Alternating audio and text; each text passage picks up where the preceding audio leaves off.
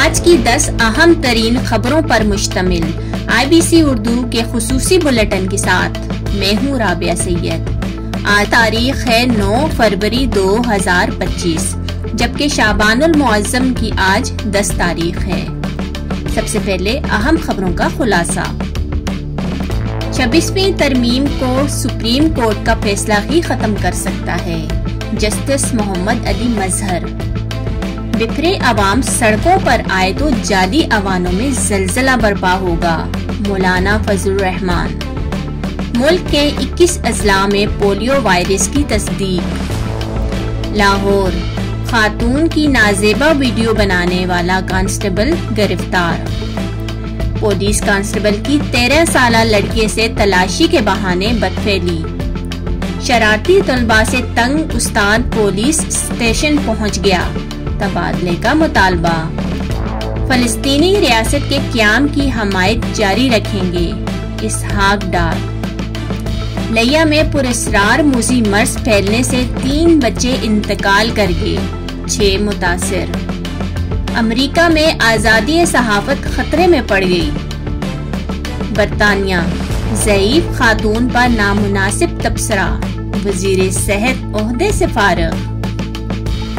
اب خبریں تفصیل کے ساتھ۔ سپریم کورٹ کے جسٹس محمد علی مظہر نے 20 صفحات پر مشتمل نوٹ میں لکھا ہے کہ قوانین کے آئینی ہونے یا نہ ہونے کا جائزہ صرف آئینی بینچ لے سکتا ہے، کسی ریگولر بینچ کے پاس آئینی تشریح کا اختیار نہیں۔ اپنے نوٹ میں جسٹس محمد علی مظہر نے لکھا کہ آئینی بینچ نے درست طور پر 2 رکنی بینچ کے حکم نامے واپس لیے۔ 26ویں ترمیم اس وقت آئین کا حصہ ہے۔ ترمیم میں سب کچھ کھلی کتاب کی طرح واضح ہے۔ ہم اس ترمیم پر آنکھیں اور کان بند نہیں کر سکتے۔ جسٹس محمد مظہر نے یہ بھی لکھا کہ یہ درست ہے کہ ترمیم چیلنج ہو چکی اور فریقین کو نوٹس بھی جاری ہو چکے، تاہم کیس فل کورٹ میں بھیجنے کی درخواست کا میرٹ پر فیصلہ ہوگا۔ 26ویں ترمیم کو پارلیمنٹ یا سپریم کورٹ کا فیصلہ ہی ختم کر سکتا ہے۔ جب تک ایسا ہو نہیں جاتا، معاملات اس ترمیم کے تحت ہی چلیں گے۔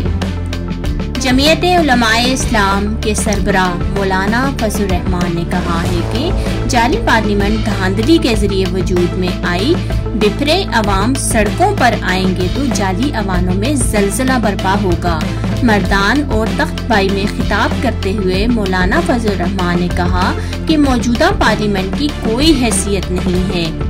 پچھلے سال 8 فروری 2024 کو بدترین دھاندلی کی گئی، جس کے نتیجے میں جعلی پارلیمنٹ دھاندلی کے ذریعے وجود میں آئی۔ وزیر خارجہ اسحاق ڈار نے کہا ہے کہ فلسطینی سرزمین فلسطینی عوام کی ہے۔ اقوام متحدہ کی سلامتی کونسل کی قراردادوں کے مطابق 2 ریاستی حل ہی واحد قابل عمل اور منصفانہ آپشن ہے۔ ترجمان دفتر خارجہ کی جانب سے جاری بیان میں بتایا گیا کہ نائب وزیر اعظم اور وزیر خارجہ اسحاق ڈار اور ایرانی وزیر خارجہ کے درمیان ٹیلی فونک رابطہ ہوا ہے۔ دونوں ممالک کے وزرائے خارجہ نے غزہ میں فلسطینیوں کی حالت زار پر تبادلہ خیال کیا۔ اس موقع پر نائب وزیر اعظم نے غزہ کے لوگوں کو بے گھر کرنے کی امریکی اور اسرائیلی تجویز کو انتہائی پریشان کن اور غیر منصفانہ قرار دیا۔ ملک کے 21 اضلاع کے ماحولیاتی نمونوں میں پولیو وائرس کی تصدیق ہوئی ہے۔ انسداد پولیو پروگرام کے مطابق بلوچستان کے 8 اضلاع کے ماحولیاتی نمونوں میں پولیو وائرس کی تصدیق ہوئی ہے۔ ان اضلاع سے ماحولیاتی نمونے 8 سے 23 جنوری کے دوران حاصل کیے گئے تھے۔ بلوچستان کے علاوہ ملک کے 13 اضلاع کے ماحولیاتی نمونوں میں بھی پولیو وائرس کی تصدیق ہوئی ہے۔ اسلام آباد، چرسدہ، پشاور، سوابی، ٹانگ، بہاولپور، ڈی جی خان، جھنگ، لاہور، ملتان، رحیم یار خان، کراچی ایسٹ اور مظفر آباد کے ماحولیاتی نمونوں میں بھی پولیو وائرس کی تصدیق ہوئی ہے۔ پشاور، طلبہ کی شرارتوں سے تنگ استاد نے پولیس میں شکایت درج کرا دی۔ پولیس نے بتایا کہ استاد کی جانب سے تھانہ یکال انسٹیٹیوٹ میں طلبہ کے خلاف درخواست جمع کروائی گئی ہے۔ استاد کا موقف ہے کہ طلبہ کی شرارتوں کی وجہ سے میں ڈیوٹی نہیں کر پاتا، محکمہ تعلیم میرا تبادلہ کسی اور اسکول میں کر دے۔ درخواست پر پولیس کا کہنا تھا کہ طلبہ کو سمجھا سکتے ہیں، ان پر سخت کارروائی نہیں کر سکتے۔ پولیس نے طلبہ کے والدین کو بلا کر معاملہ حل کرنے کی کوشش کی۔ لاہور کے علاقے میں خاتون کی نازیبا ویڈیو بنانے والے کانسٹیبل کو گرفتار کر لیا گیا۔ پولیس کے مطابق کانسٹیبل ارسلان نے چند روز قبل ساتھیوں کے ساتھ مل کر 2 خواتین پر تشدد کر کے ایک کی برہنہ ویڈیو بنائی تھی۔ پولیس نے بتایا کہ اینٹی رائٹ فورس میں تعینات کانسٹیبل ارسلان ویڈیو کیس کا مرکزی ملزم ہے، جسے گرفتار کر لیا گیا ہے، جبکہ واقعے میں ملوث 3 ملزمان پہلے ہی گرفتار کیے جا چکے ہیں۔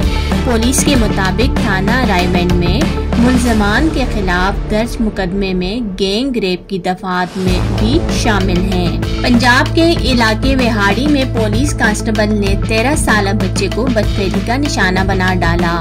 تفصیلات کے مطابق وہاڑی کے علاقے شبیر آباد کا رہائشی 13 سالہ احسن رضا نامی لڑکا شہر میں سامان لینے دکان پر آیا تھا۔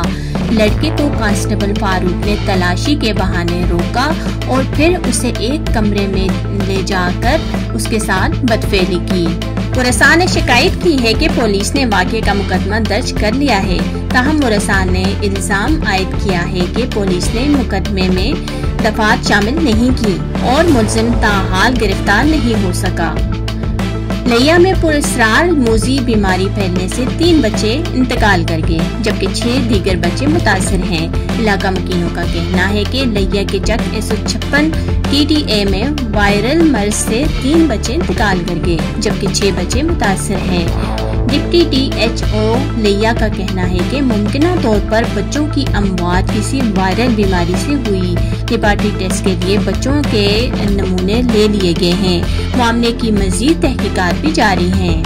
امریکی صدر ڈونلڈ ٹرمپ کے پے در پے میڈیا آؤٹ لیٹس پر مقدموں سے امریکہ میں آزادی صحافت خطرے میں پڑ گئی۔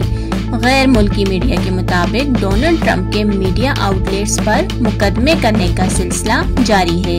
اس حوالے سے ماہرین کا کہنا ہے کہ اگر یہ مقدمات کامیاب ہو گئے تو آزادی صحافت خطرے میں پڑ سکتی ہے۔ یہ مقدمات میڈیا کو خاموش کرنے اور حقائق پر مبنی خبریں دینے میں رکاوٹ ڈال سکتا ہے۔ اس سے میڈیا کا معیار بھی بری طرح متاثر ہو رہا ہے۔ عالمی خبر رساں ادارے کے مطابق برطانوی وزیر صحت نے ایک ضعیف خاتون کو جو اپنے ایک مسئلے کو حل کرنے کا بار بار مطالبہ کر رہی تھی، جس پر برطانوی وزیر صحت نے سوشل میڈیا پر کمنٹ کیا کہ امید ہے خاتون اگلے انتخابات سے قبل ہی دنیا سے رخصت ہو جائیں گی۔ اس نامناسب کمنٹ پر سوشل میڈیا صارفین نے شدید تنقید کی اور ان سے مستعفی ہونے کا مطالبہ بھی کر لیا۔ عوامی دباؤ پر برطانوی وزیر صحت نے کہا کہ میں انتہائی شرمندہ ہوں، اگر میرے ریمارک سے کسی کو تکلیف پہنچی ہو تو معافی چاہتا ہوں، جس پر ایکشن لیتے ہوئے برطانوی حکومت نے اپنے وزیر صحت کو برطرف کر دیا، جبکہ ان کی پارٹی رکنیت کو بھی معطل کر دیا۔ ہماری خبروں کا سلسلہ اپنے اختتام کو پہنچا۔ کل نئی خبروں کے ساتھ آپ کے ساتھ ملاقات ہوگی۔ تب تک کے لیے اجازت دیجیے۔ اللہ آپ کا حامی و ناصر ہو۔